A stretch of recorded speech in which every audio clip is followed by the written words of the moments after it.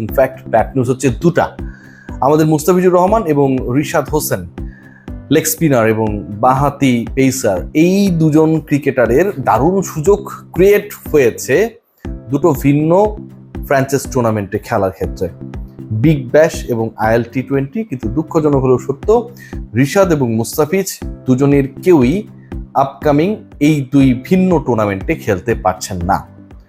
মুস্তাফিজুর রহমান, তিনি আপনারা জানেন যে কিছুক্ষণ আগে যে নিউজটা আমরা পেয়েছি, দুবাই ক্যাপিটালসে একজন পার্টিকুলার পেসারের বদলি হিসেবে তাকে দলভুক্ত করার ঘোষণা দিয়েছে দলটা। আবার একই সাথে রিশাদ হোসেনের ব্যাপারে আমরা সবাই জানি যে হোবার্ট হারিকেন্স বিগ ব্যাশের টিম, এবং যেই দলটার সাথে রিকি পন্টিং এর মতো গ্রেটের নাম, one of the greatest cricketers, তার নাম ইনভলভড, এবং সেই দলের হয়ে প্রত্যেকটা বিগ ব্যাশ মৌসুমেই রিশাদ কোনো না কোনোভাবে প্রস্তাব পান যে তুমি ভাই যদি একটু ফ্রি থাকো আমাদের হয়ে খেলবা কিনা। এবারও রিশাদের খেলা হচ্ছে না বললেই হয়। কেন এই ঘটনা ঘটছে? বাংলাদেশের যেই ক্রিকেটাররা আলটিমেটলি আপকামিং, আপনারা সবাই জানেন যে টি20 ওয়ার্ল্ড কাপের খুবই গুরুত্বপূর্ণ অংশ, এবং টি20 ওয়ার্ল্ড কাপ ইন্ডিয়াতে অনুষ্ঠিত হবে। সেখানকার সয়েলে রিশাদ এবং মুস্তাফিজ আইপিএলে প্রুভেন পারফর্মার, লাস্ট আইপিএলেও আমরা দেখেছি দিল্লি ক্যাপিটালসের হয়ে তাকে শেষ মুহূর্তে ডাকা হয়েছিল, 4-5টা ম্যাচ খেলার সুযোগ পেয়েছিলেন মাত্র, কিন্তু এই কয়েকটা ম্যাচেই তিনি কিন্তু তার ঝলক দেখিয়েছেন।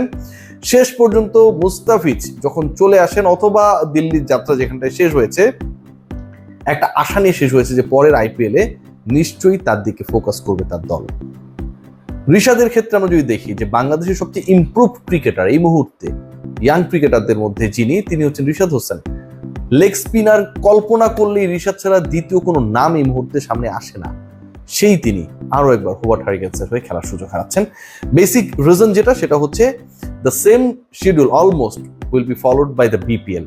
আপনারা সবাই জানেন যে টি20 ওয়ার্ল্ড কাপকে কেন্দ্র করে বিপিএল এর যে পরিকল্পনা, প্ল্যান, এবং একই সাথে আপকামিং জেনারেল ইলেকশন আপনারা সবাই জানেন, সেটাকে সামনে রেখে বিপিএল শেষ করার ডেডলাইনটা হচ্ছে 15 জানুয়ারি।